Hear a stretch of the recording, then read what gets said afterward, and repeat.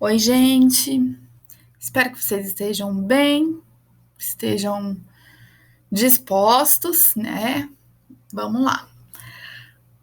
A gente então trabalhou nas aulas até agora sobre a arte brasileira que vem sendo produzida. Então, a gente viu a arte indígena, vimos a arte que os holandeses produziram aqui. E hoje a gente vai falar sobre o barroco brasileiro. O barroco, a gente viu lá uma base, eu coloquei um vídeo para vocês assistirem também sobre o barroco lá na Europa, então como tudo isso acontece lá e como isso vai se refletir, a gente vai ver hoje, tudo bem? Então, vamos lá. O barroco aqui no Brasil, ele acontece um pouco depois do barroco da Europa, tem uma diferença de uns 100 anos por aí. Então, a gente está aqui no século XVIII, e início do século XIX, então anos de 1700, 1800, e é evidente que essa defasagem de tempo entre o acontecimento lá na Europa e aqui traz algumas diferenças e influências também, né? É interessante pensar que aqui no Brasil a gente tem uma igreja católica muito forte, então essa religião ela é muito poderosa aqui dentro por conta das companhias dos jesuítas, a Companhia de Jesus, por exemplo, que está sendo, que tem feito a sua atividade desde o começo da colônia.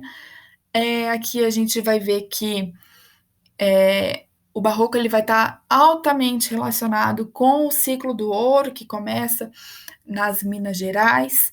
Então, a gente tem um deslocamento do eixo. Então, se inicialmente a gente está falando ali em Salvador, que é a capital do Brasil até então, e está falando do ciclo da cana-do-açúcar, como a gente viu lá nos holandeses, a partir de agora a gente vai mudar e vai colocar esse eixo aqui para o Sudeste, e vai ter uma comunicação maior com o Rio de Janeiro também, e que daí posteriormente vai se tornar a capital do Brasil e vai ter um poder maior.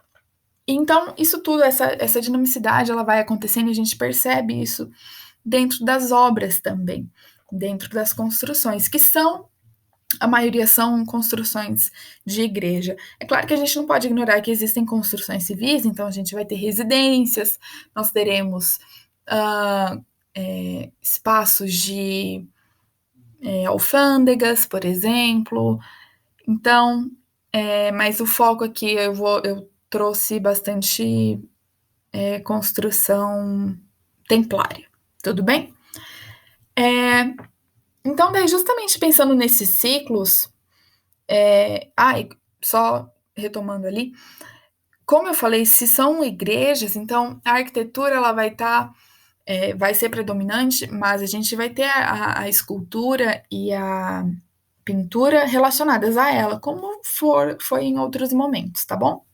Então, daí, como eu falei para vocês, esse ciclo do ouro, ele vai mostrar essa mudança do eixo e tudo mais, e a gente vai perceber duas linhas diferentes dentro do barroco aqui no Brasil. A gente vai perceber um barroco mais rico em regiões que têm a produção aurífera, então, regiões como Minas Gerais, Rio de Janeiro, que tem o escoamento, Salvador, Salvador, deixa eu pensar, Recife, né? Então, aí Bahia, Pernambuco, são estados também que, já por terem a sua hegemonia na cana-de-açúcar, tem dinheiro e tem também essa movimentação por conta de portos, vão ter um ciclo rico, então vamos ter obras muito requintadas, exuberantes, como a gente viu lá na Europa. Mas aí também nós teremos regiões mais pobres, modestas, que têm influência, sim, do barroco, não dá para negar isso, mas são influências mais simples, que que estarão presentes, mais na forma de construção mesmo e não tanto na ornamentação, tudo bem? E aí, aqui é claro que a gente não pode deixar de pensar nos artistas que fazem parte disso tudo. Nós temos, é claro que vários, né? mas existem 3 que merecem o destaque, que trazem já trazem uma autonomia para a nossa cultura e que já têm as suas características, que a gente pode falar assim, que são artistas brasileiros. E daí, então, o Aleijadinho, o Ataíde, o mestre Ataíde, Manuel da Costa Ataíde, e o mestre Valentim. Eu coloquei um pouquinho dos 3 aqui para a gente ver, e ao longo da aula a gente vai conversando também, tudo bem? Mas só para a gente fazer, então, aqui um entendimento, o Aleijadinho é o Antônio Francisco Lisboa. Ele tem esse apelido, ele é reconhecido por esse nome, porque acredita-se que ele sofria de hanseníase, uma doença que causa danos aos movimentos, né, por questões dos nervos, e, e ele deixou um legado, um trabalho muito grande. Ele era filho de arquiteto, então ele já tinha um conhecimento muito grande da área, desses cálculos, tudo, e ele trouxe, então ele trabalhou muito bem ah, o barroco na região de Vila Rica, né, que é Ouro Preto hoje, e nas cidades ali em volta, nas outras vilas.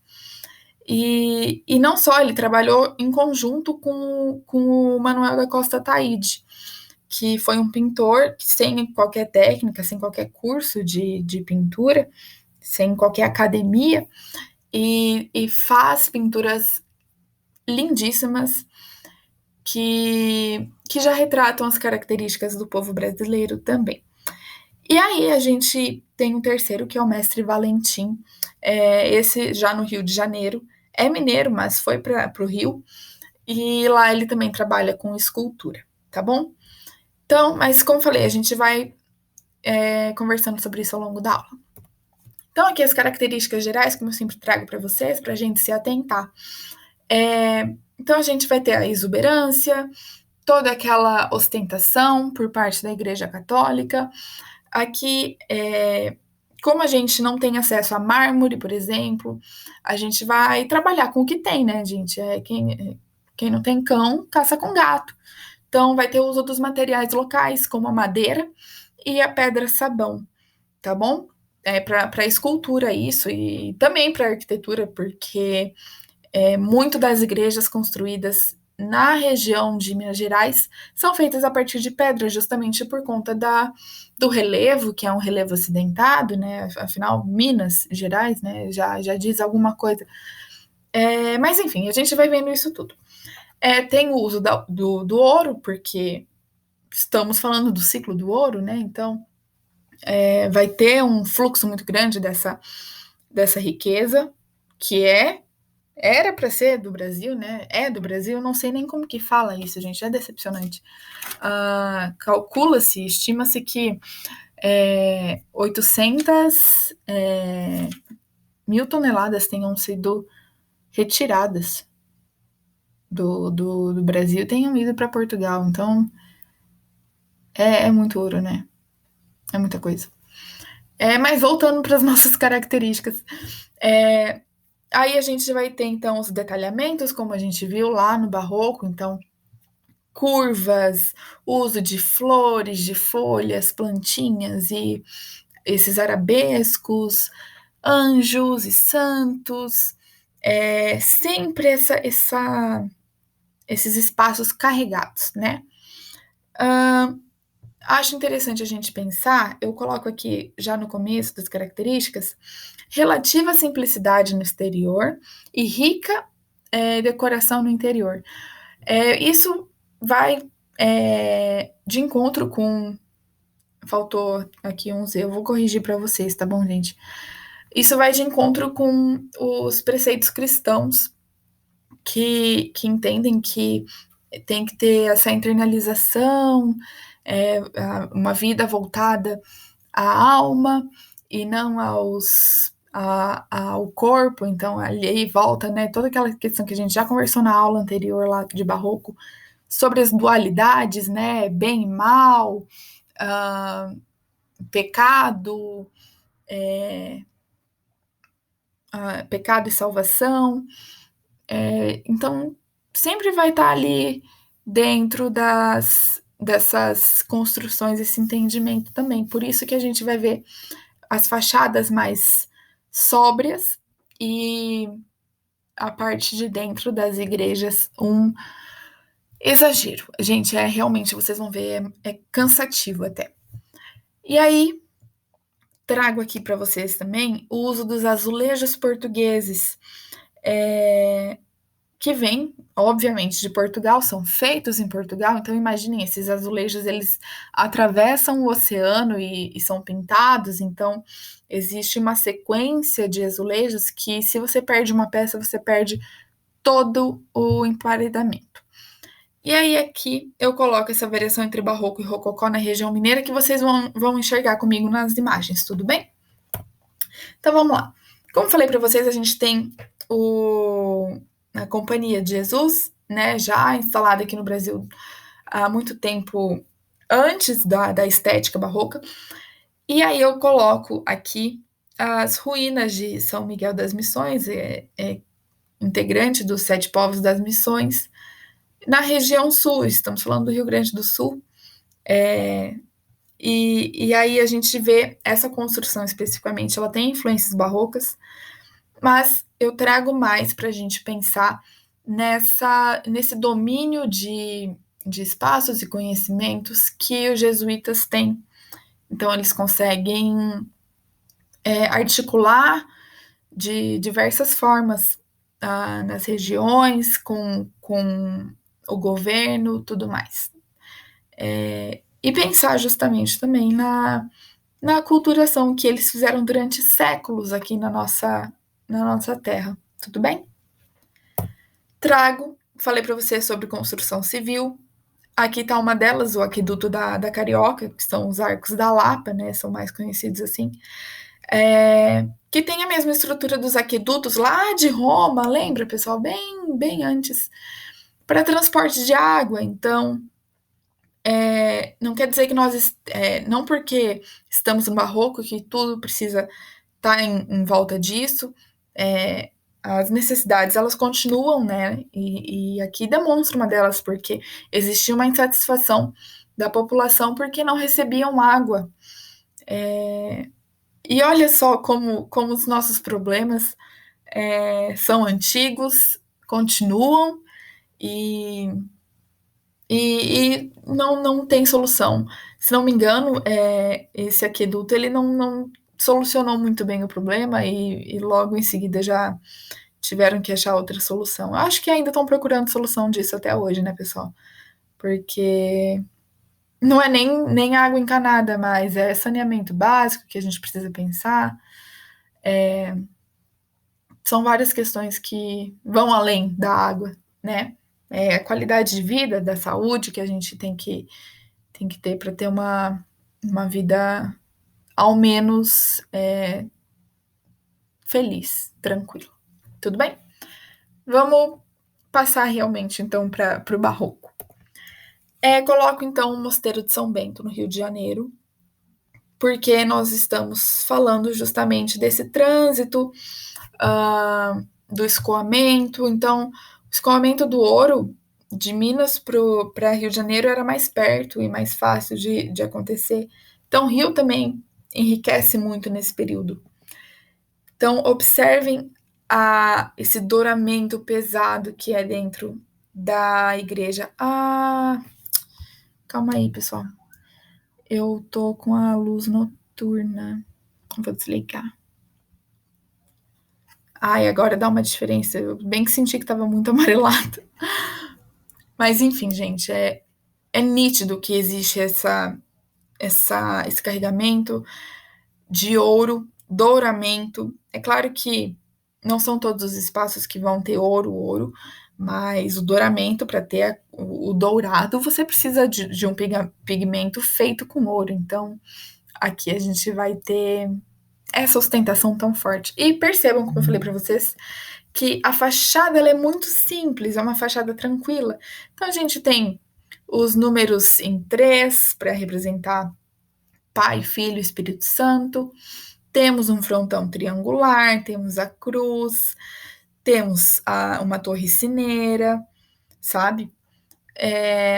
E aí, quando a gente entra, é essa explosão de brilho, eu imagino que deva ser, esse espaço carregado, escuro até, cheio de detalhamento. A gente vê aqui nesse altar esses cordões salomônicos. Existe. Nossa, é muito, né? Tem a balaustrada aqui, aquela. As, é muito comum isso ter nas casas também, que são tipo colunas, assim, pilarizinhos, sabe? Deve ter outras imagens mais pra frente.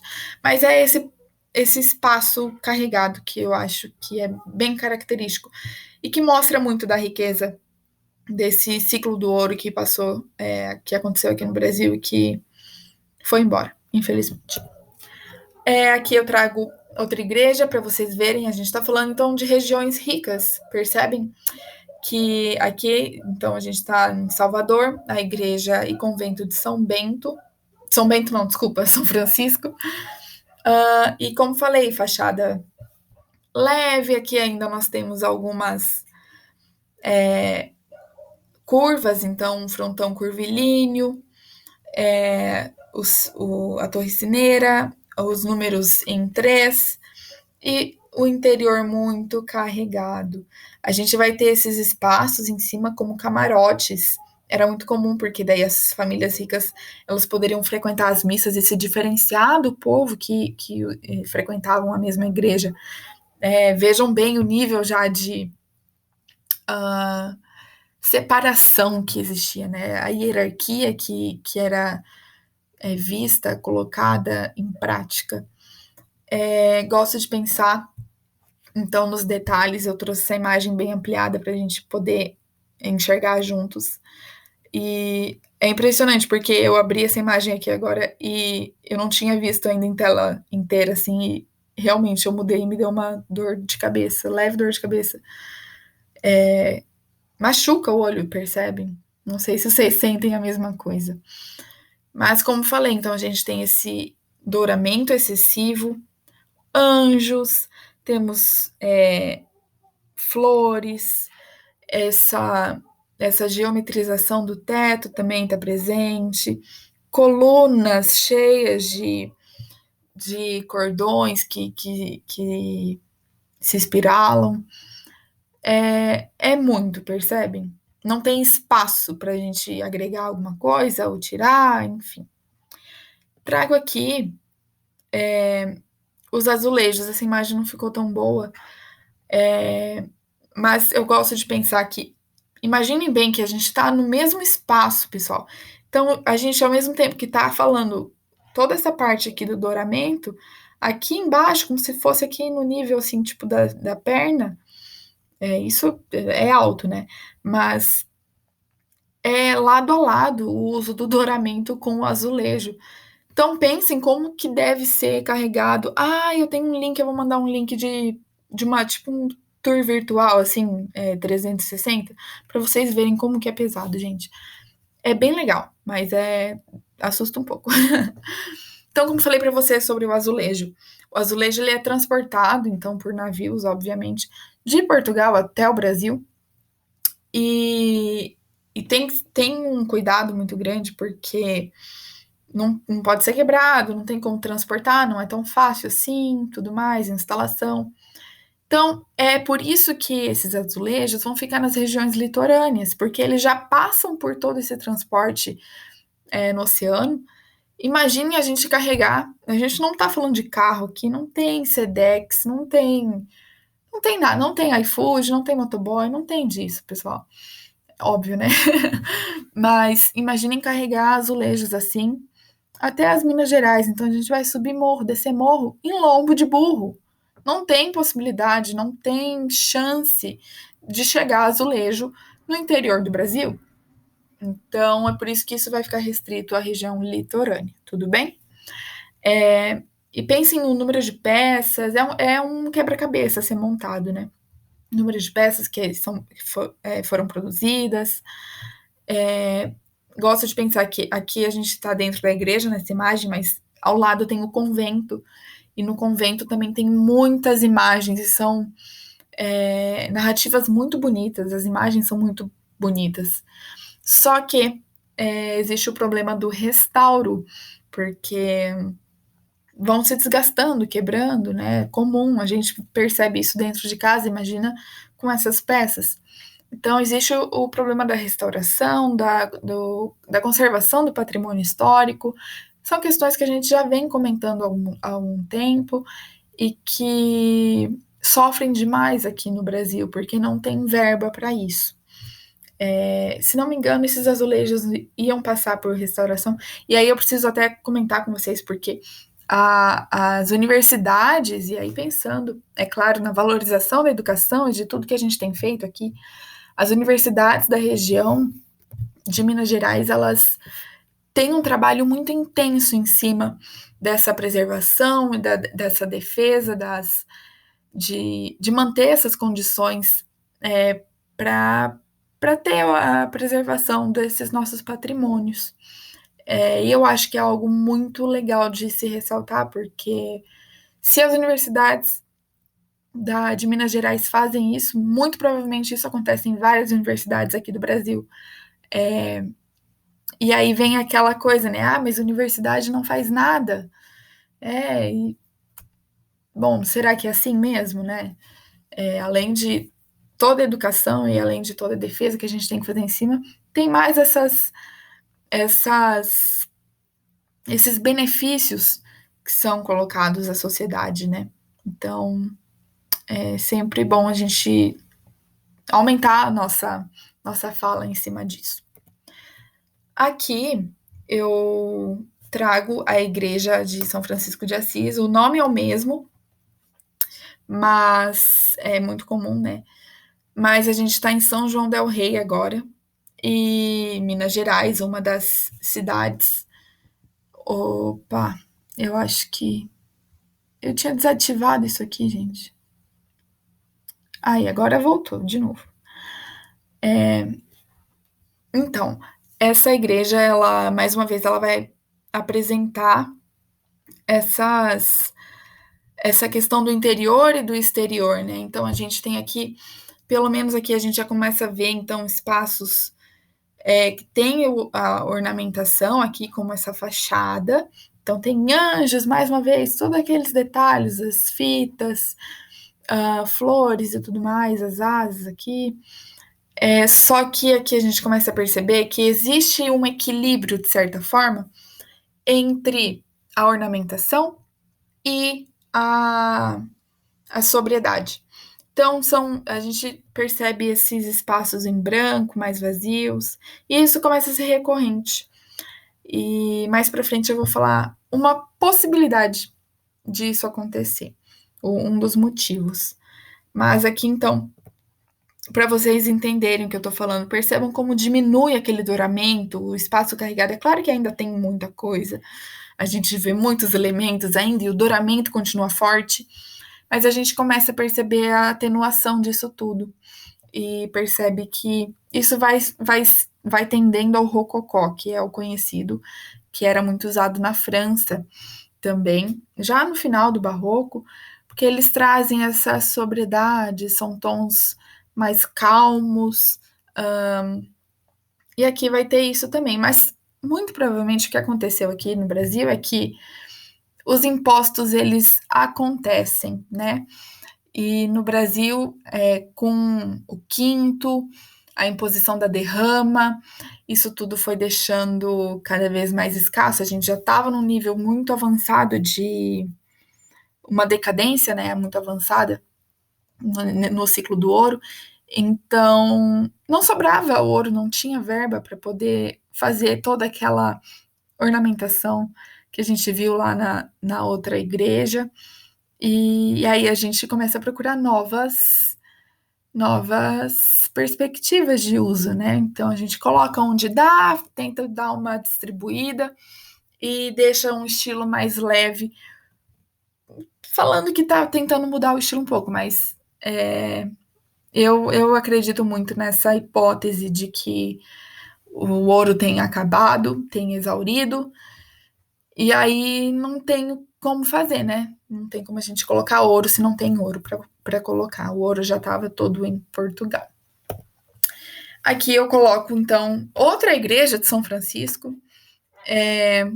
Gosto de pensar aqui nessas contribuições que tem do Aleijadinho, do Mestre Ataíde, dentro dessa igreja. Demora muito, percebam que a gente atravessa aqui século para ficar pronta.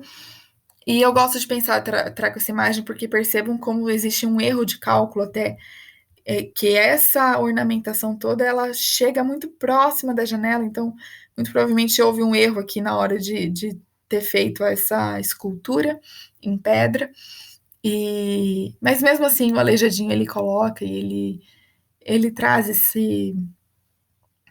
essa, não imposição, mas do tipo, ele tem a sua assinatura para poder fazer isso, sabe? E aí, aqui algo que eu também não comentei na outra, mas que eu acho interessante a gente pensar, são essas torres arredondadas. Então, essas formas, as formas das plantas, elas começam a mudar muito. A gente já não tem mais um plano centralizado ou longitudinal, são planos que ficam em diversas formas. Então, a gente pode ter várias quinas, a gente vai brincar muito com a geometria do, do, da arquitetura. E aqui, pensando então em Ouro Preto, eu coloquei aqui essa informação que a gente falou sobre o patrimônio. Então, acho legal a gente pensar justamente no primeiro sítio brasileiro considerado patrimônio mundial da Unesco, que é Ouro Preto. Então, toda essa riqueza da cultura brasileira que fala sobre o ciclo do ouro foi reconhecido mundialmente como um patrimônio, e aí vem muito desse investimento feito pelas universidades para preservar, porque existe esse reconhecimento e tem esse consenso, sabe, de que é necessário porque diz muito sobre nós. E aqui, então, eu trago o interior dela também para vocês verem. Como eu falei para vocês, aquele douramento ele diminui muito, fica muito mais harmonioso, por mais que exista a sua extravagância e desequilíbrio, né, nessa explosão de informação, que vai, então, acaba tendendo muito para o lado do emocional. Aqui, então, é claro, como falei para vocês, aqui a gente tem essa contribuição do Aleijadinho, mas não só, ele auxilia na construção, nas outras esculturas, é claro. E aqui nesse teto a gente vê o mestre Ataíde. Ele, ele traz ali aquela ideia da profundidade, e lembrem-se, ele não tem estudo, então isso tudo é feito por conta mesmo, né? Então ele faz essa profundidade, ele traz essa evasão, essa sensação de que vai para o céu e que e que os cristãos ali, os católicos, são observados, o que é também muito legal, que tem esse diálogo então entre céu e terra, mais uma vez aquelas dualidades do barroco. Aqui eu vou aproximar a imagem para vocês verem. Eu acho muito bonito, eu gosto muito das cores que o Ataíde usa, porque são cores vivas, são cores alegres, e existe até um pouco de contraste nesse azul e vermelho, que fica bem legal. Mas o que eu acho interessante é que o mestre Ataíde, ele traz já traços da, da forma brasileira. Então, aqui, por exemplo, ele traz a imagem de Maria, da Virgem Maria, como uma mulher preta. E isso, é claro, tem estudos que comprovam tudo isso, mas a partir daqui a gente já começa a observar que existe essa construção da identidade brasileira em cima de imagens que são feitas a partir do que é visto na população.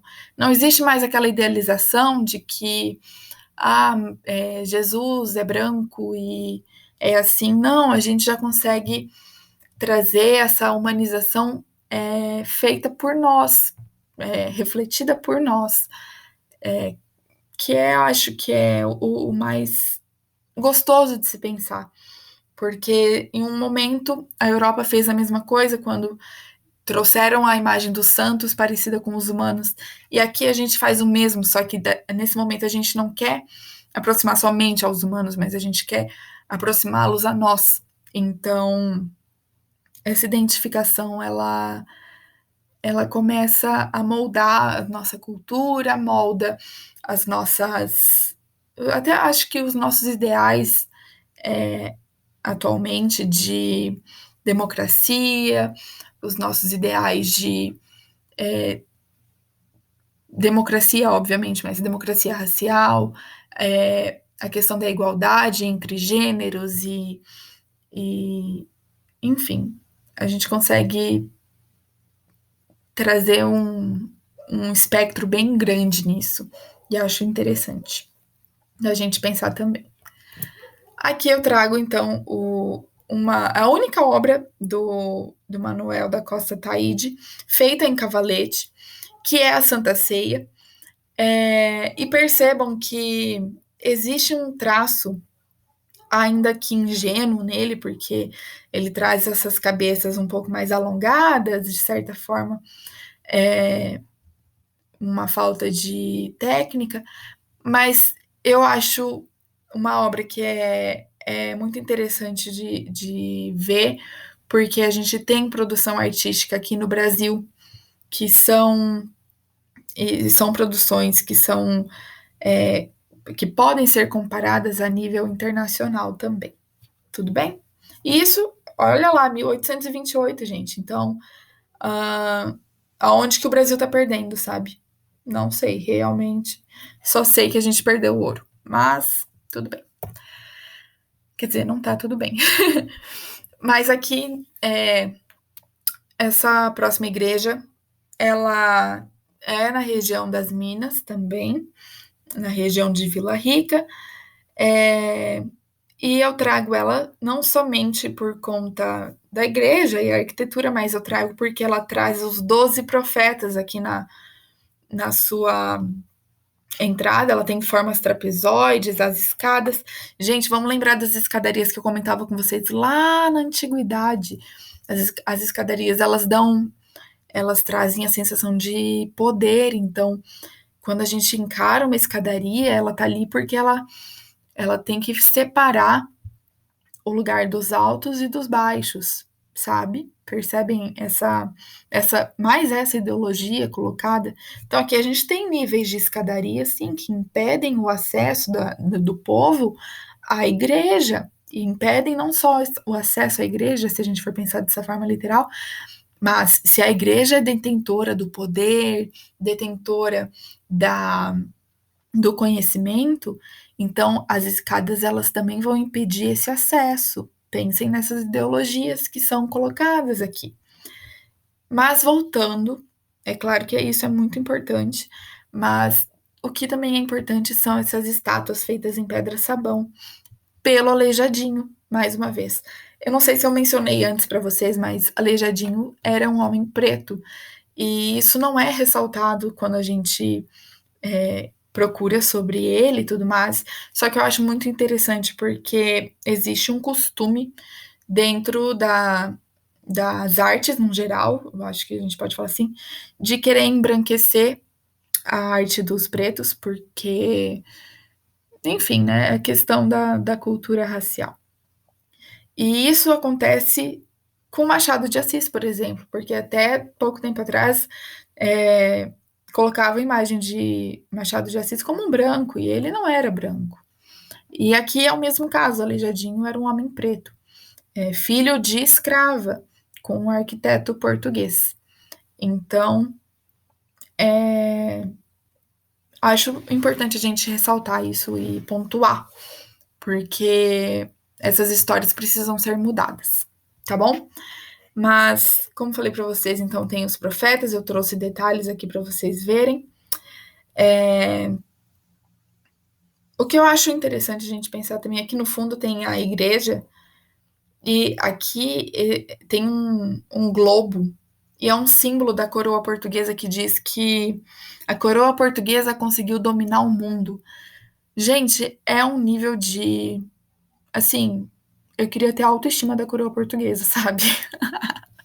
Porque eles impõem essa força, impõem essas crenças, ideologias, eu acho realmente que eles acreditam muito na mentira que contam, porque, bom, a coroa portuguesa não foi nada no mundo, né, pessoal? E ainda mais assim, do tipo, ninguém pediu para ser dominado, né? Ninguém aqui no Brasil, nenhum índio ergueu a mão e falou: "Oh, portugueses, venham aqui, porque a minha terra é de vocês, eu quero dar a minha terra para vocês." Então, assim, essa posição de dominador que a coroa portuguesa se coloca é uma posição em que ela não é contestada, ela não tem a sua. Ela só é colocada ali porque ela faz o que ela quer. E aí, pensando justamente nessas imposições e como isso tudo desagrada a gente hoje e como isso desagradou na época, porque a partir aqui de Vila Rica a gente vai ter movimentos iluministas que vão começar a pensar em uma independência. Então a gente tem a Inconfidência Mineira, não é? Com Tiradentes, por exemplo, que já começam a perceber e se revoltar com esses mandos e desmandos da coroa dentro da terra brasileira. E a partir dali a gente vai ter um desfecho, né, que nos leva até a independência, e ali, desde então, a gente tem feito uma luta para conquistar o que a gente acredita, porque se a gente for pensar, o Brasil é um país muito recente, muito novo, e a nossa democracia é mais nova ainda, né? A gente até então ainda não teve uma estabilidade para poder falar com experiência, infelizmente. Então, passando aqui, eu trago mais uma obra do Aleijadinho para vocês. Ele faz outras esculturas em madeira, que são os Passos da Paixão de Cristo, e são obras entalhadas, então, nessa madeira. E ele faz uma série, gente, são muitas, assim, muitas, muitas, muitas. E o tamanho chega a ser épico, até algumas são maiores do que um ser humano normal, tamanho normal, né? E aqui eu trago, então, esse detalhe para a gente conseguir enxergar algumas características que podem aparecer na nossa prova, por exemplo, e que vão ser fáceis da gente enxergar e conseguir saber de quem tá falando e da época e tudo mais. Então, aqui, o Aleijadinho, ele geralmente vai fazer os rostos ovais, sempre vai ter esses ângulos, então ele sempre vai trabalhar muito com formas mais pontiagudas. Ele vai trabalhar com olhos amendoados, cabelo encaracolado, né, barba encaracolada. O queixo é partido, então é dividido em dois. Aqui nesse homem dá para ver melhor. O nariz ele é bem alongado também, isso é importante a gente lembrar. E aqui a barba sempre ela vai nascer de dentro das narinas. E os corpos eles sempre vão ser muito fortes, muito robustos, musculosos até. E, enfim, é isso. Aqui eu trago, como a gente falou, da parte rica, tem a parte pobre também. Então, São Paulo foi uma das capitanias, né, uma das regiões que não teve toda essa estrutura, né, do ciclo do ouro. Então, era o espaço de bandeirantismo, o uso da mão de obra indígena, por exemplo. Então, aqui a gente vai ter sim os detalhes, a gente vai continuar trabalhando com o detalhamento mais curvo, os números em três, o frontão, só que a gente não vai ter aquele douramento, aquele espaço rebuscado que a gente viu anteriormente, mesmo nas mais simples de lá. Vou voltar aqui para vocês verem. A gente não vai ter isso aqui dentro das igrejas, porque não tem condições, eles seguem no máximo o padrão de construção que está sendo realizado, porque é o conhecimento que se tem no momento. É interessante a gente pensar que a arquitetura aqui, ela sempre vai caminhar conforme as evoluções de cálculo, emparedamento. Então, se eles acham uma técnica nova, o uso do concreto, o uso de armação com ferro, isso tudo vai mudar a forma da construção e vai mudar também a arquitetura. Então, as inovações, elas são refletidas assim, nesse momento, tudo bem? Aqui eu encerro, então, a parte de arquitetura, pintura, que é, como eu falei, tudo misturado. E eu dou só esse valor aqui para o mestre Valentim, que eu comentei para vocês, com vocês, que ele é do Rio de Janeiro, então não consegui encaixar ele em outro momento. Mas ele faz, então, esculturas em madeira. Da mesma forma que o Aleijadinho faz as esculturas, ele faz também, ele traz esse douramento, porque tem a possibilidade, é claro, e vai trabalhar, então, com os recursos da época, né? Então, a gente vai ter os anjos, vai ter conchas. Concha é uma característica muito grande. Se a gente lembrar, o termo barroco se origina da pérola irregular. Então, existe toda esses significados de pérola e de concha e da natureza, as ondas. Então, todas essas curvas feitas remetem também às ondas vistas no mar, por exemplo. Isso tudo vai se refletindo, pessoal. E aqui eu trago essa imagem, né, imagem sacra, que o mestre Valentim faz também, ele talha São Mateus, e aqui eu não posso deixar de falar do tecido, né, gente? A gente percebe a movimentação do tecido, essa perna está levemente mais à frente do que essa outra, porque a gente percebe uma marcação de joelho aqui. Conseguem perceber que tem a coxa por debaixo do pano? A gente vai perceber também que tem todo esse tecido passa, né, por trás, mas que existe como se tivesse um vento que ele joga o cabelo de São Mateus para trás e que também joga esse tecido para trás e, de certa forma, esse tecido vira como se fosse uma resistência, tipo, como se a gente colocasse, cobrisse, né, por trás com o tecido, e o vento puxasse esse tecido para trás e a gente tem essa resistência ao segurar. Eu acho que vocês entenderam. Mas, enfim. E percebam no tamanho. É 1,93 m de altura. Então, é uma peça grande também, gente. É alto, né? E aí, aqui, para finalizar, eu trago um termo que a gente usa. Eu não sei se vocês usam, mas eu uso muito, minha família usa bastante, que é o tal do Santo do Pauoco, que vem tem origem ali na região das Minas, porque o Brasil já era um país majoritariamente católico, então existe crenças e imagens e santos e tudo mais, então existe já esse costume. E aí, quando vem os impostos a serem cobrados pela coroa portuguesa em cima do ouro, a população é óbvio que não quer pagar, ninguém quer pagar imposto, ninguém quer pagar taxa, e ainda mais com os aumentos abusivos que a coroa vinha praticando. Então, eles desenvolvem esse modelo de sonegação, gente.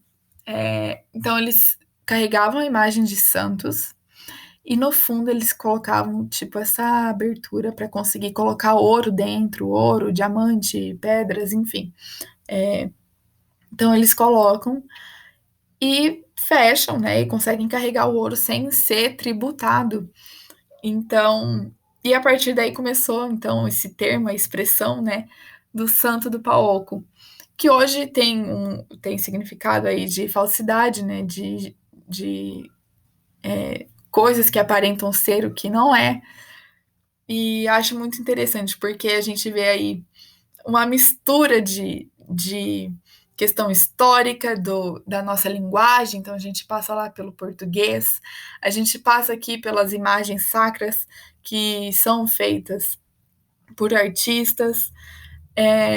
Acho muito interessante e ver como que isso tudo ainda está presente no nosso dia a dia, a gente nem sabe às vezes como que de onde surge isso. E aí vem vários outros termos que podem ser colocados aqui. E aí vem também o pensamento, assim, que aqui no caso a gente fala do Santo do Pau Oco, ok, né? Mas existem termos que são revisados hoje que não são, não devem ser usados, né? Por conta de todo o passado histórico que colocou em sofrimento certas populações. Então aí a gente fala das populações negras, populações indígenas, os judeus, e são termos que a gente usa e nem percebe o significado por trás e que precisam ser revistos. Mas aqui eu trouxe esse justamente porque pelo menos não tem não fere ninguém, e, e é usado. Eu acho muito legal a gente ver esse resgate histórico sendo feito. Mas é isso, pessoal, por hoje é só. Espero que vocês tenham gostado. Espero que vocês tenham compreendido. Estou à disposição de vocês para a gente conversar sobre arte, sobre a vida, sobre o que vocês quiserem. E até a próxima, gente. Até mais.